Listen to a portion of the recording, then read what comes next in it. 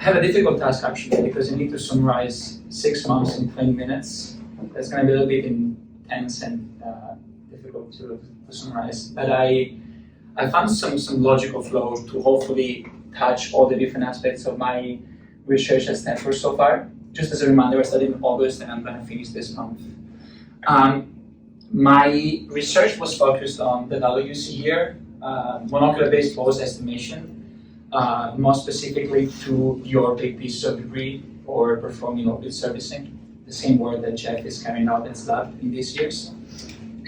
So I thought of having just a little bit of an introduction on the pose estimation system that I'm working with. You can see here the setup with a target satellite. We're using the Tango spacecraft and a monocular camera that's observing the satellite from mid-range to close-range distances. And what the camera does is it's taking pictures. Pictures are used to extract features, similar to what Nathan was doing for the asteroid. And then those features are linked to the relative position and attitude of the target with respect to the camera. So basically shifting the problem of relative pose estimation to feature extraction at the very preliminary stage of the pose estimation pipeline. Now, in the literature, there are a variety of different methods to extract the features. I tried to summarize just a couple to show the challenges and the problems involved. This is a method in which the camera takes an image. The image is taken by an image processing algorithm that extracts features, which could be corners, edges, or in this case, lines constructed around the satellite. And then the extracted features are matched with a 3D model of the satellite that is assumed to be known a priori, and fed to the pose estimation system, which correlates the 3D location with the 2D location to infer the relative pose or position and attitude. Now, there are certainly a couple of challenges in this method, considering that we're coping with space images. This is just a couple of images from Suman's work in 2018, in which he was showing that extracting lines with Earth in the background or with adverse illumination conditions can certainly be a problem. So you're not guaranteed that the filter or the pose estimation pattern in general is robust in orbit. So this is the main challenge. And another challenge is that you really don't know which features you're extracting. So when it comes to matching those features with the 3D model, sometimes you might even have to try a lot of different combination of the 3D to the 2D, and you never know whether your correspondence is working in the pose estimation or not. For this reason, there is certainly a second method. They call it in different ways. Template matching is what I like to use. You basically have an offline database of images that you generated synthetically before the mission. And what you do is you take an image in orbit and you try to match the features extracted in that online image with this offline database. And since you know the 3D location of the points in the offline database, once you find the matching, you also know the 3D location of the points, and you can solve for the pose estimation system. However, one of the problems of this method is that the online images can be considerably different than the offline images. And when you try to do this matching, it could be that the matching fails and you have no correspondence for your pose estimation system. Which is why a third option is assuming no a priori knowledge of the model. It takes 2 consecutive sequential images in orbit, and it performs the feature extraction and matching across those 2 frames. And it uses those 2 frames to reconstruct the model of the satellite on board to get the correspondence between the 2D and the 3D features. And it is a method that proves to work in certain circumstances, but certainly when the rotation of the satellite is very large, for example, or the illumination condition is not very favorable, you can get very wrong correspondences across these 2 frames and not being able to reconstruct the model. So this also has some issues. Now, for this reason, nowadays neural networks are becoming an option to tackle the problem of feature extraction and later on solve the pose estimation problem.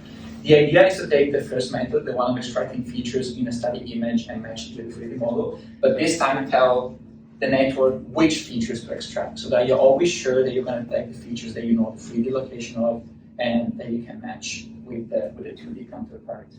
Now, the neural network system from a high-level perspective works in the following way. You still take an image from the monocular camera, you detect the region of interest around the target, And then from that region of interest, you infer the location of these key points that you've predefined before offline. You see here the so-called heat maps of the neural network around the detected features. From that, you extract the peak of the heat maps that have the 2D locations. And then you just solve, as I mentioned before, the 2D to 3D correspondence model and get a pose estimate for that specific image.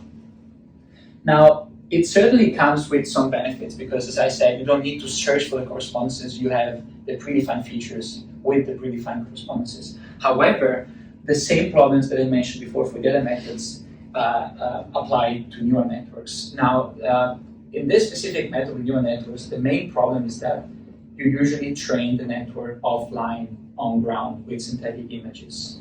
And those synthetic images can considerably differ from the images in orbit. This is an example. It's a comparison for the same relative pose between camera and target for a synthetic image and an image taken by Jeff in the TRON facility.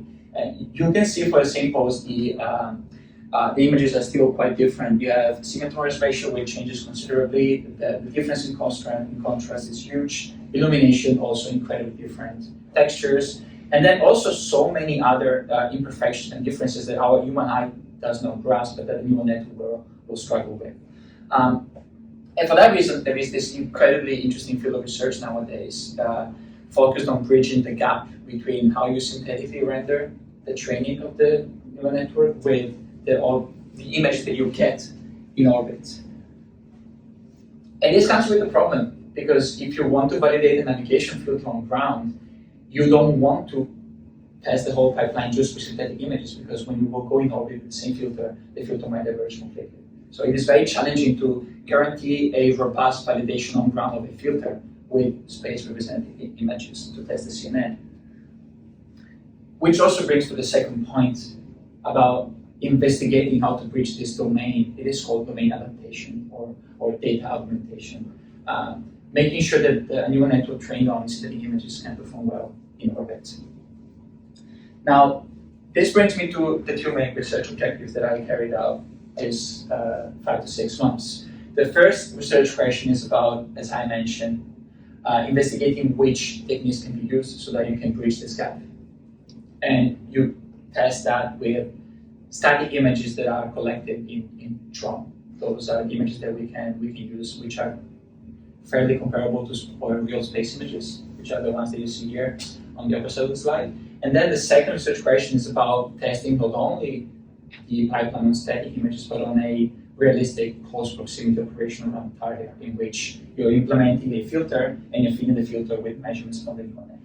That's a very interesting field of research, and due to the challenges of recreating realistic images on ground, it is also not fully explored nowadays. So it is very interesting to see what happens when this interface between CNN and UKF is investigated. Specifically, 3 main research questions: how to interface the CNN measurements with the filter, how to represent the measurements uncertainty, very important in visual-based systems, and also the filter performance on the realistic images.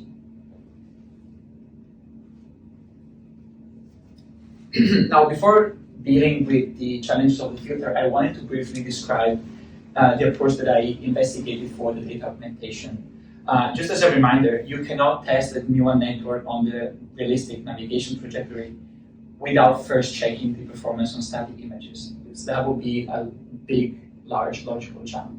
So you need to make sure that the neural network has a decent data augmentation or a decent performance on real static images before trying the network on the filter. Now, the way the synthetic images are generated without any specific data augmentation is represented here. You have the 3D model, the render model, for example, in Blender or OpenGL and so forth. You can include everything in background images to generate images with different backgrounds. And you can also add noise pipelining, which are basically adding Gaussian blur, motion blur, or pixelated noise to the images to make them a little bit more realistic. And then the result that you see is more or less this one. Yeah, still synthetic images, but with a little bit of twist in the image noise. Now, the data augmentation approach that I investigated starts from those images and tries to add effects that can help the neural network when tested on real images. The idea came from looking at real images that we had here at this lab. These are just some examples from Jeff's paper. You can see the images we created in this lab at the TRON facility on the left, and some images from real space missions on the right. And you can see that some of those effects are comparable. The glares, the reflections, the illumination conditions. So when you look at this picture, the first thing that comes up in your mind is, how do I make sure that a neural network can cope with these illuminations? How do I make sure that these illuminations can be generated or recreated in the synthetic dataset? And the idea comes from a specific paper, which I listed here, in which what you do is simply to create a mask, an illumination mask, which is centered on a patch that you randomly distribute around the image and with different radius and intensity. And by doing that and overlapping the mask with the image, you get to synthetic images that are, yes, still synthetic, but with a little bit more of a light augmentation effect in them.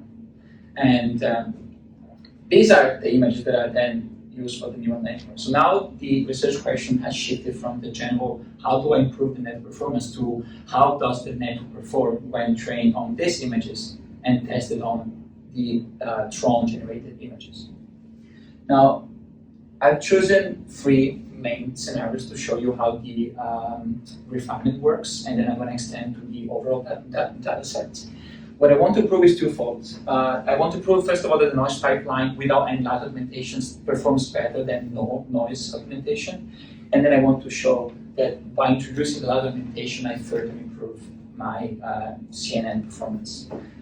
First image here, this is the reprojection of the 3D model from the pose estimation results, assuming no noise and no light augmentation in the synthetic data set. You can see that the reprojection is completely offset and that the pose estimate is absolutely wrong. Now, when I include the noise pipeline, you can see that the reprojection gets much closer to the satellite, but still has some offsets. And only when I include the light augmentation, I have the reprojection, which almost perfectly matches with the 3D model.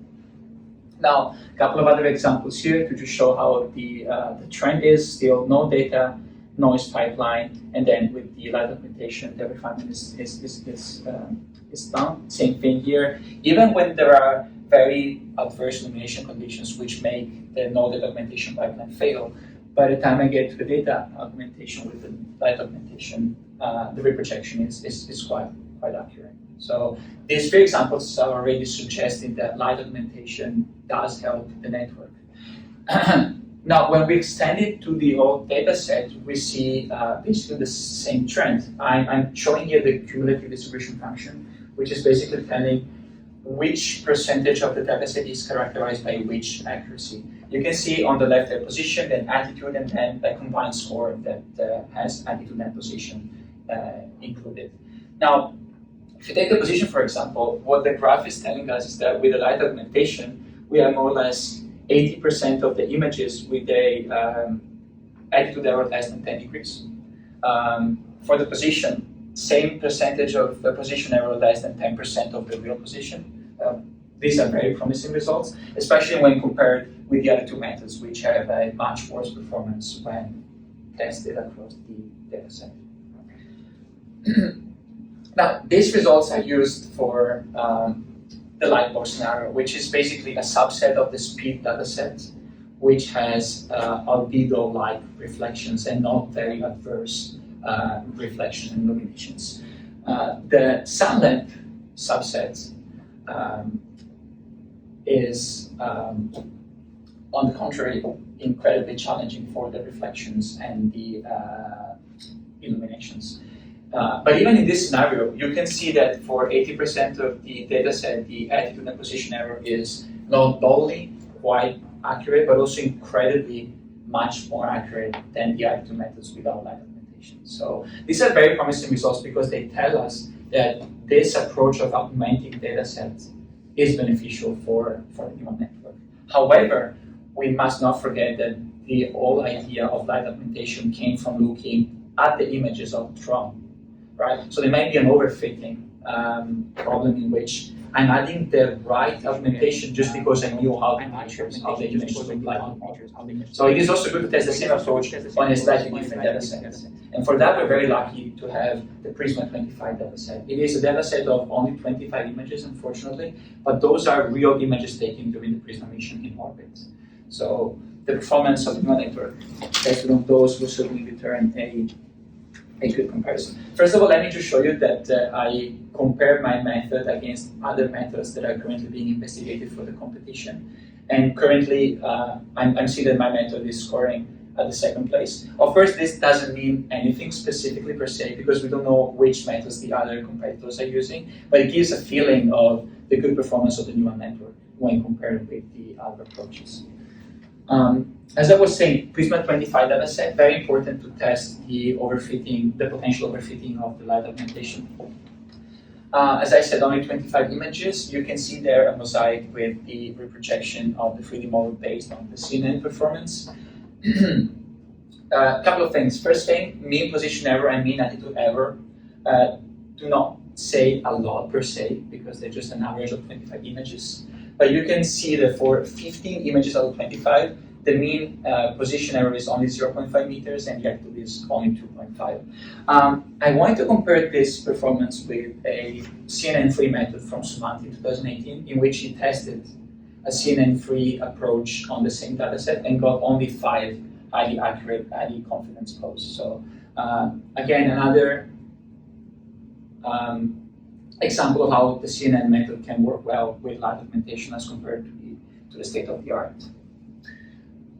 Another way to compare it, let's skip this very quickly, is to show the performance of this neural network without augmentation with another neural network, specifically the neural network that was tested by Jeff in 2021. It's called the KRN. For two reasons. First reason, I want to see how the cumulative distribution function correlates with the one that Jeff found. And secondly, I want to see whether my augmentation performs any better than other state-of-the-art augmentations. And this is why I'm showing here the results of my method with no noise, image noise, and light augmentation against the KRN method in which there is no data augmentation or texture randomization. Now, texture randomization means I'm not affecting the light of the synthetic image. I'm just checking the texture of the satellite and I'm modifying the texture. You can see from this table that the texture randomization approach is still leading to quite large attitude and position error on average, whereas the light augmentation is performing much better on both. So again, very preliminary results, very small data set, very difficult to extend these results, but certainly promising nonetheless. Now, as I said, I cannot test a navigation filter if I'm not sure that my CNN works comfortably okay on static images. Now that I proved that my neural network can perform well on static images because of the light augmentation approach, I can start investigating the navigation filter approaches.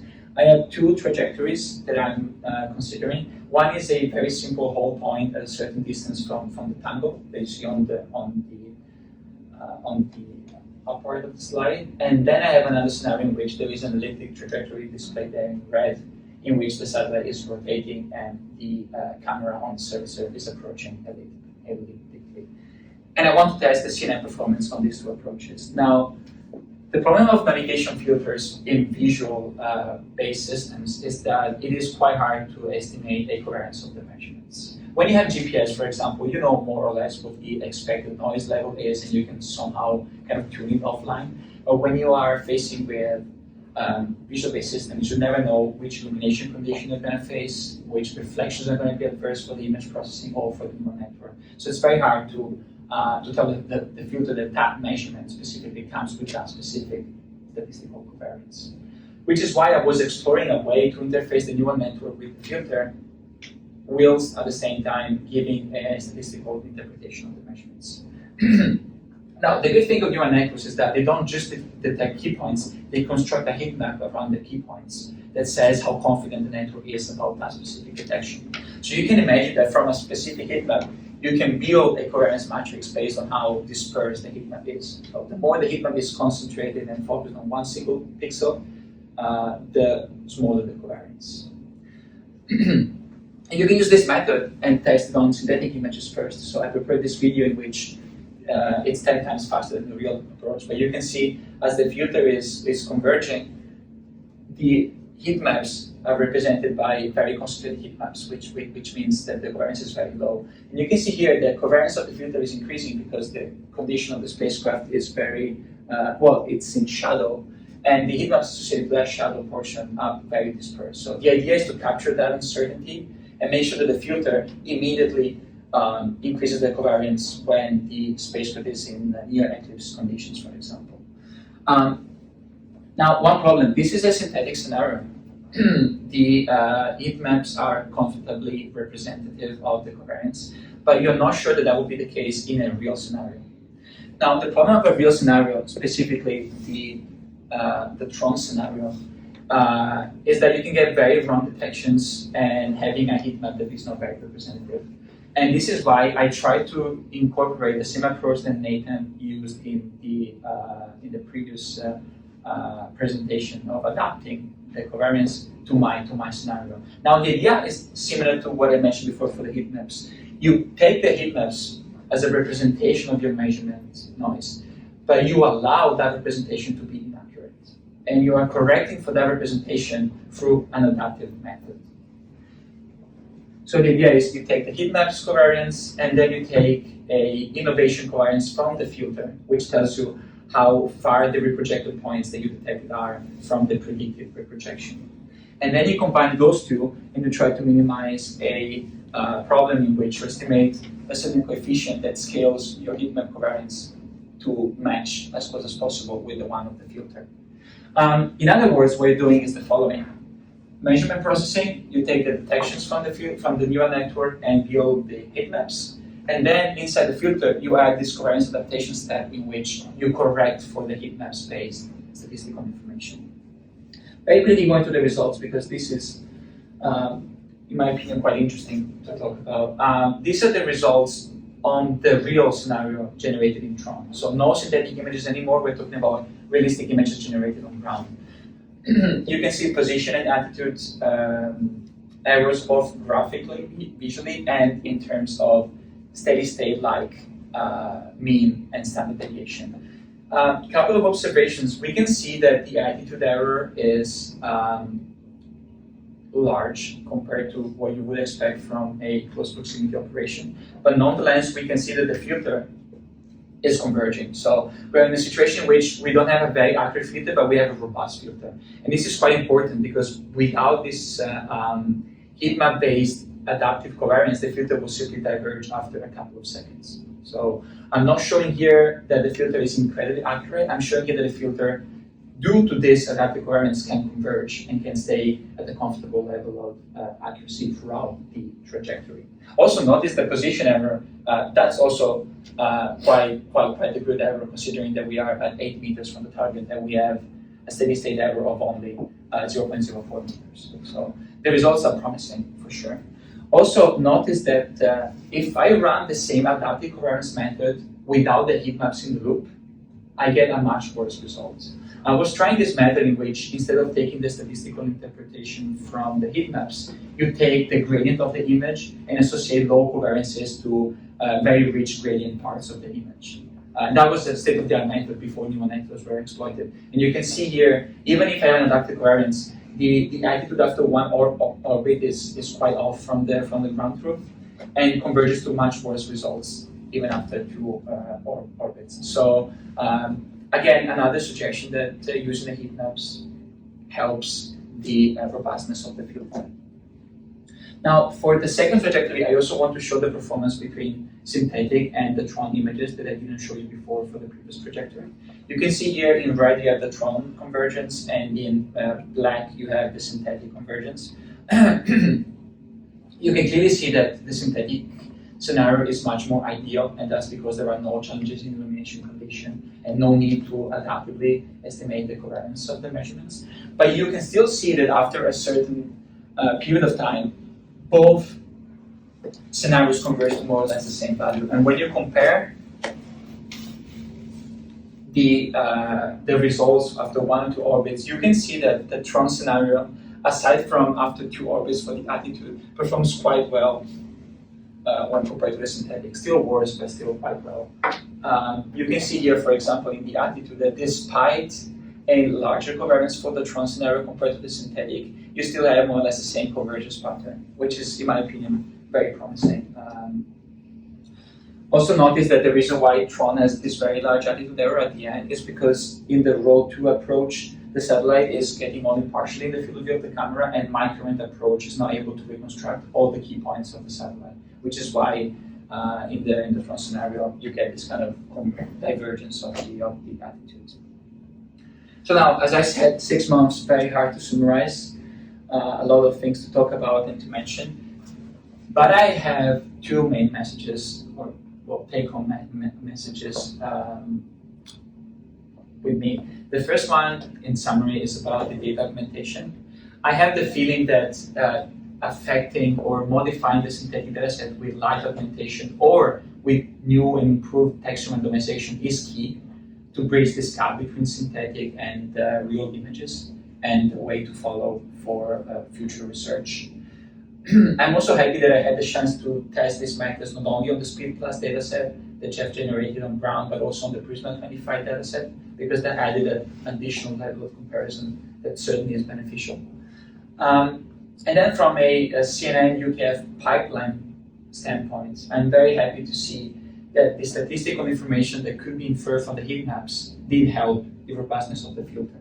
As I said, we're not talking here about ready-to-fly accuracies, but we're seeing a trend in which an initial total diversion of the filter turns into a robust convergence just by adding this adaptive measurement covariance. So I'm very confident that this is one of the good ways to move forward.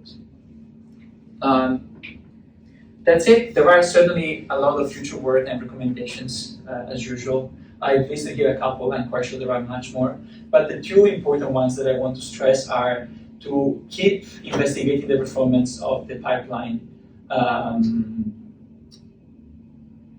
on more and more realistic scenarios, and try to see how accurate you can get by, for example, improving the CNN accuracy before feeding the filter with the measurements, or by fusing data from CNN and other more standard approaches and so forth. There are endless options. And also, I would love to see how this method compares with other CNN-free options, for example, Suman's work or other methods that we see in the community. And well, for that, we would need to recreate the methods and test them on the same scenario in TRON, but certainly interested about seeing how those comparisons work. So yeah, that's about it. It might have been very intense and very rich of information, but this is what happens when you work for 6 months. So, well, thank you so much for joining, and if you have questions, I will be more than happy to take them.